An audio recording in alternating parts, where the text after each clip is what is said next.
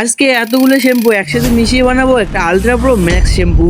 আর এই ultra pro max শ্যাম্পুটা দিয়ে আমার মাথার চুল ধুলে কি চুলগুলো সব উপড়ে যাবে নাকি টানলেও ছিড়বে না? চলো দেখি। প্রথমে ইন্দুলেখা শ্যাম্পু, যেটা কোনোদিন আমি ব্যবহার করিনি তাই নতুন নতুন লাগছে।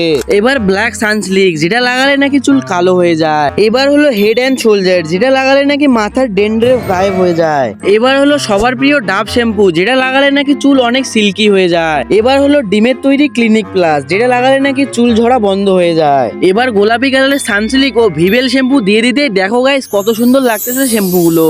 সব শ্যাম্পু ঢালা শেষ, এবার শ্যাম্পু গুলো মেখে নিতেই তৈরি হয়ে গেল আমাদের আলট্রা প্রো ম্যাক্স শ্যাম্পু। চলো এবার মাথা ধুয়ে দেখা যাক। দাঁড়াও গাইস, এটা দেখার আগে তোমরা চ্যানেলটাকে সাবস্ক্রাইব করে দিয়ে ভিডিওটাতে একটা লাইক করে দাও, কারণ তোমাদের জন্য তো এত খাটাখাটনি করে ভিডিও বানাই। তারপর বাথরুমে গিয়ে প্রথমে মাথার চুলগুলো ভিজিয়ে নিয়ে 1 চামচ শ্যাম্পু মাথায় লাগিয়ে ঘষতে লাগলাম। গাইস আমার তো ভয় লাগতেছিল, যদি মাথার চুলগুলো সব উপড়ে যায় তাহলে তো আমি টাকলা হয়ে যাব। গাইস চুলগুলো তো ধোয়া শেষ, কিন্তু আমি তো টাকলা হলাম না। আর তোমরাই কমেন্টে বলো চুলগুলো কেমন হয়েছে।